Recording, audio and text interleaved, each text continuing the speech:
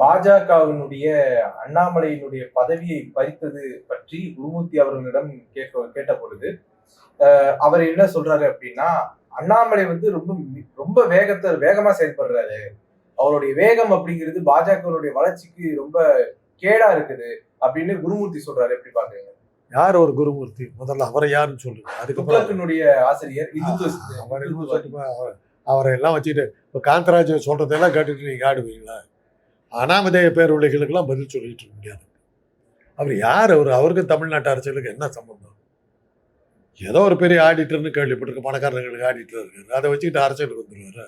ராஜ்யசபாவுக்கு அடி போட்டுக்கிட்டு இருக்காருங்க, தான் பேரை கொண்டு வச்சுக்கிட்டு எப்படியாவது நமக்கு ஒரு பதவி வாங்கணுங்கிறதுக்காக இதெல்லாம் தான் பேரை கொண்டு வந்து நீங்களாம் இருக்கீங்க. யாருன்னே தெரியாத ஒரு குருமூர்த்தி உங்களால் தானே எங்களுக்கு தெரியும். துக்ளக்குங்கிற ஒரு பத்திரிக்கை ஒன்று இன்னும் வந்துகிட்டு இருக்குது. வருதாது பிரைவேட் சர்க்குலேஷனில் போயிட்டு இருக்கிறதா சொன்னால், அந்த ஜாதிக்காரர் கூட்டத்தில் பிரைவேட் சர்க்குலேஷன் ஒரு 1000 காப்பி போகிறதா சொன்னாங்க. அதுக்கு ஒரு எடிட்ரு. ஒரு காலத்தில் துக்ளக் வந்து வாசகர் கூட்டம்னு ஒன்று பெரிய இதுலாம் மைதானத்திலலாம் நடத்துவாங்க. அதெல்லாம் ஷோ இருக்கிற காலத்திலே அது செல்வாக்கு எடுத்து போய் காணாமல் போயிடுச்சு. ஷோவே ஆனாதே இருந்தார். அப்படி இருக்கும்போது அவருடைய பத்திரிக்கை நடக்குதா, அதுக்கு ஒரு எடிட்டரும் அவர் சொன்னதை கேட்டுக்கிட்டு பதில் வந்து என்கிட்ட கேட்குறீங்க. முதல்ல அவர் யாருன்னு எனக்கு தெரியாது, தெரிஞ்சாலும் அவருக்கு பதில் சொல்றதுக்கு இல்ல. அவர் என்ன சொல்றாருன்னா, அவர் என்ன சொன்னாலும் எனக்கு அக்கறை இல்லைங்க. அவருக்கெல்லாம் நம்ம பதில் சொல்ல வேண்டிய அவசியம் இல்லை. அவர் is nothing. Is a minus. He is not known to anybody. Insignificant. Not to be noted at all. அவ்வளவுதான் அவர். பாஜகவினுடைய அண்ணாமலை துரத்தப்பட்டிருக்கிறார் இல்லைங்களா, ஓரம் கட்டப்பட்டிருக்காரு இல்லைங்களா, அதை எப்படி பாக்குறீங்க? துரத்தப்பட்டதெல்லாம் உடனே அவர் அமித்ஷா கூட்டத்தில் வந்து அமித்ஷாவுக்கு விட அதிகமான கைத்தட்டல் வாங்கி நான் இன்னும் செல்வாக்கில் இருக்கேன்னு காட்டினார். அது அவர் தனக்குத்தானே தன்னுடைய சாவப்பட்டியில் தானே அடிச்சுக்கிட்டான். அடி ஒரு தலைமை இருக்கும்போது தலைவனை விட நீ பெரிய ஆள்னு காட்டலாமா? இன்னும் யாராவது சேர்த்துவாங்களா? தான் தலையில் தானே மண்ணவாரி போட்டுக்கிட்டார். அடிப்படை வந்து அரசியலில் வந்து ஒரு தலைவன் வந்து மேடையில் உட்காந்துருக்கும் போது உங்களுக்கு கைத்தட்டல் வரக்கூடாது. நீங்க தலைவனாக இருக்கும்போது மற்றவனுக்கு கைத்தட்டல் வரக்கூடாது. இதுதான் அரசியல் அரிச்சுவடி. அதுவே தெரியாமல் அமித்ஷா வந்து உட்காந்துருக்கும் போது அமித்ஷா பேர் சொல்லும்போது இடம் உளுந்த வீடு மாதிரி உட்காந்துருக்குறான். இவர் பேர் சொல்லணுன்னு கைத்தட்டல். ஓ, ஜெயலலிதா சொன்னது தான். மோடியா லேடியான்னுச்சு பரப்பனாவுக்கிறக்காரன். கைத்தட்டல் காட்டினேன், போயிட்டு வா, அவ்வளோதான். தாந்தெல்லாம் மண்ணவரி பண்ணிக்கிட்டார். ஜெயலலிதா எப்படி கடைசியில் ஏவன் குற்றவாளியை வழி போச்சோ அதே தான் இன்னைக்கு. அவ்வளோதான். பாஜகவிலிருந்து அவர் ஓரங்கட்டப்பட்டிருக்காரு இல்லைங்களா? அவர் ஓரங்கட்டப்பட்டதுக்கான முக்கிய காரணம் என்ன சொல்றாங்கன்னா, அவர் ரொம்ப வேகமா செயல்படுறாரு அப்படிங்கிற ஒரு விமர்சனம் ஒரு பக்கம் சொன்னாலும் கூட, இன்னொரு பக்கம் அவர் பாஜக இருக்கக்கூடிய தலைமைகளை வந்து டார்கெட் பண்ணி வேலை செஞ்சிருக்கிறாரு. அந்த தலைமைகளை வந்து அவங்களுடைய மார்க்கெட்டை கீழே இறக்கி இவர் மேல போயிட்டாரு அப்படின்ற மாதிரி சொல்றாங்க. அவர் மேல போனாரோ இல்லையோ, பல பிராமண தலைவர்களை ஊராங்கட்டி தள்ளினார். கேட்டு ராகவன், எஸ்.வி. சேகர், எச். ராஜா, இவங்க எல்லாம் அவரால் வெளியே அனுப்பப்பட்டாங்க. அந்த வகையில் தான் எனக்கு அண்ணாமலை மேலே ஒரு மரியாதை உண்டு. பிராமண ஜனதா பார்ட்டி வந்து திராவிட ஜனதா பார்ட்டியாக மாற்றினது. எல்லா பிராமணையும் வழி துரத்துனார். அந்த வகையில் திராவிட இயக்கத்துக்கு ஆதரவாக அவர் செயல்பட்டார் தான் நான் அவரை பார்த்துருக்கேன். அதனால தான் அவர் மேலே எனக்கு மரியாதை ஜாஸ்தி. போன வந்தவங்கெல்லாம் பேச ஆரம்பிச்சிட்டாங்க.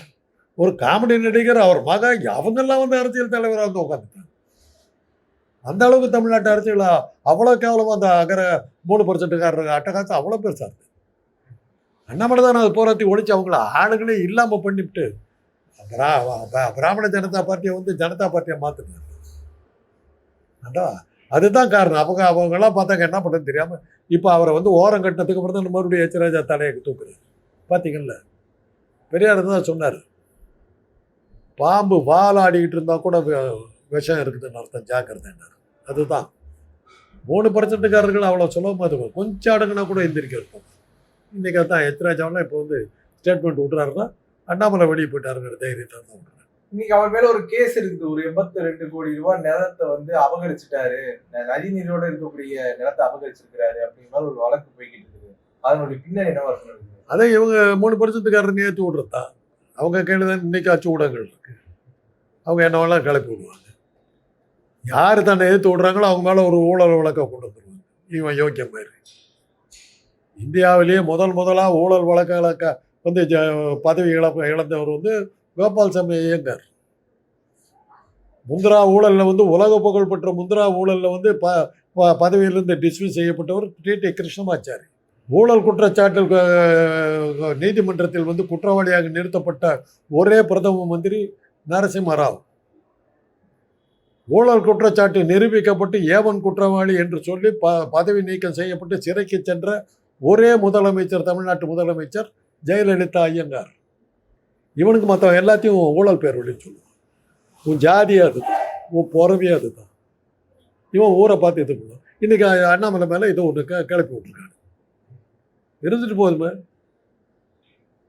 யார் யோத உத்தம அரசியல்ல இதான் புத்தர் கதை தான். யார் வீட்டில் ஒருத்தர் கூட சாவலையோ அந்த வீட்டுல இருந்து ஒரு புடி கடுகு வாங்கிட்டு வா, உன் குழந்தைய காப்பாத்திடுறேன்னார் புத்தர். அவன் வீடு வீடா போனான். ஒவ்வொரு வீட்லையும் வந்து எங்கள் தாத்தா இருந்திருக்காரு, எங்கள் பாட்டி இருந்திருக்குது, எங்கள் அப்பா இருந்திருக்காரு, எங்கள் மாமா இருந்திருக்காரு, எல்லா வீட்லையும். அப்போ தான் அவனுக்கு புரிஞ்சது இறப்புங்கிறது ஒரு சகஜமான ஒரு விஷயம், அது இல்லாமல் எந்த விடுமையும் இருக்காதுன்னு. அதே மாதிரி தான் அரசியல்னு ஒன்று இருந்தால் அது ஊழல்னு ஒன்று இருக்கத்தான் செய்யும். அதை இருக்காமல் நடத்தவே முடியாது. அதை காரணம் காட்டிக்கிட்டு அரசியல் நடத்தி ஒன்றும் பிரயோஜனம் இல்லை. நீங்கள் சொல்லாத குற்றச்சாட்டாங்க கலைஞர் மேலே. அதே எம்ஜிஆர் மேலே எத்தனை ஊழல் வழக்குகள் இருக்குது, அத்தனையும் மூடி மறைச்சிங்க.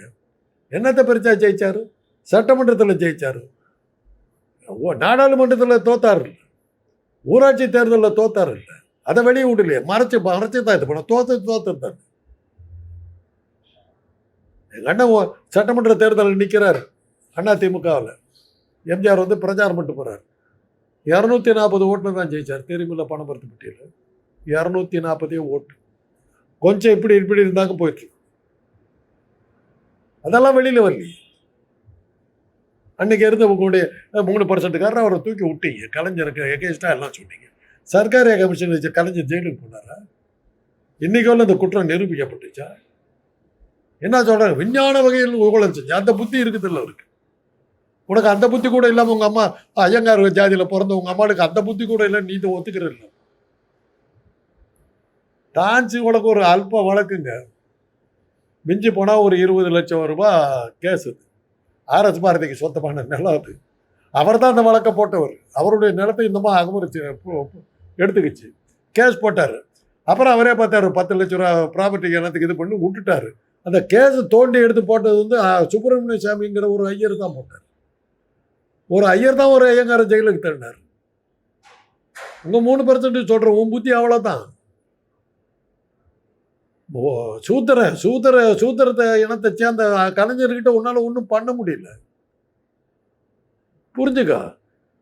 வேதத்தில் எடுத்துக்கலாம், நீ பெரிய மகா புத்திசாலின்னு. சூத்திரங்கிட்ட தோத்து போனவன் நீ.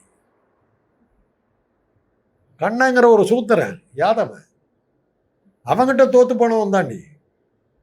கடவுளா ஏத்துக்கிட்ட.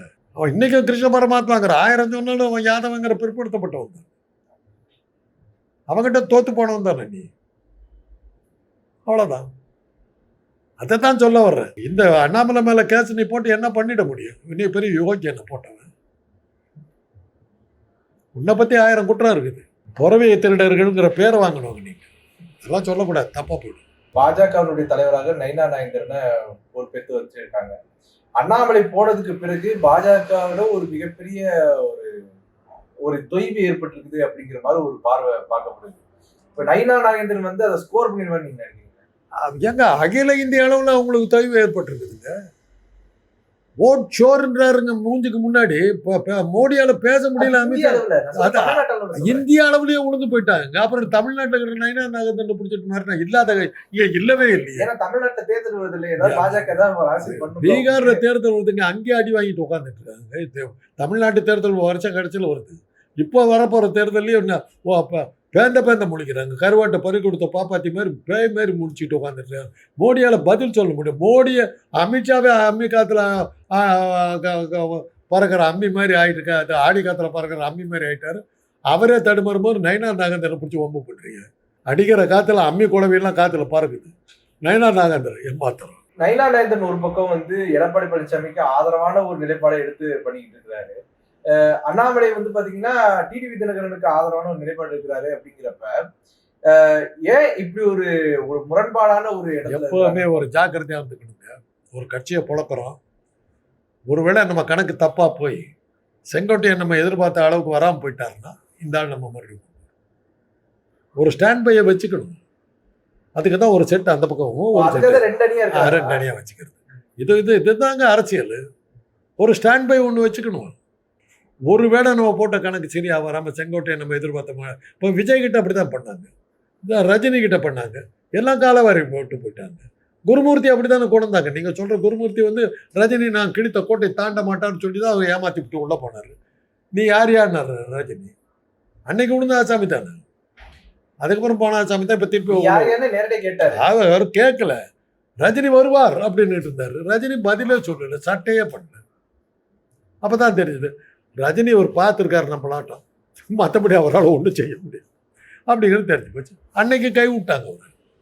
இப்போ ஏதாவது பிடிச்சி கிடிச்சு ஒரு ராஜ்யசபா சான்ஸ் கிடைக்குதாங்கிறதுக்கு தன்னுடைய பேரை உள்ளாச்சு. அது மாதிரி தான் எப்போவுமே செங்கோட்டையனை நம்பி நம்ம பழனிசாமியை முழுக்க நம்பணும். சரியாக வரல பாப்பா, இப்போ செங்கோட்டையன் இது பண்ணணும். சரியாக வரலன்னு மறுபடியும் பழனிசாமி ஜாக்கிரதையாக பண்ணிக்கணும். அதுக்கு தான் தினகரனை வச்சுக்கணும், பன்னீர்செல்வத்தையும் வச்சுக்கணும். பன்னீர்செல்வமும் யாருக்கான பழனிசாமி மாதிரி ப்ரூவ்டு ஃபெயிலியர். தினகரனும் சசிகலாவும் பாக்கியிருக்காங்க. சசிகலா வந்தால் நமக்கே ஆபத்து, அதனால் சசிகலா வரக்கூடாது. ஸோ இப்போ இவங்களுக்கு சாய்ஸில் இருக்கிறது வந்து செங்கோட்டையன் சரியா இல்லைன்னா தினகரன், அப்படி ரெண்டு பேருமே சரியா இல்லைன்னு நம்ம மறுபடியும் பழனிசாமிகிட்டே போயிடலாம். இதுதான் சாய்ஸ். உங்களுடைய நேரத்தை ஒதுக்கி எங்களோட கருத்துல பாருங்க. நன்றி சார்.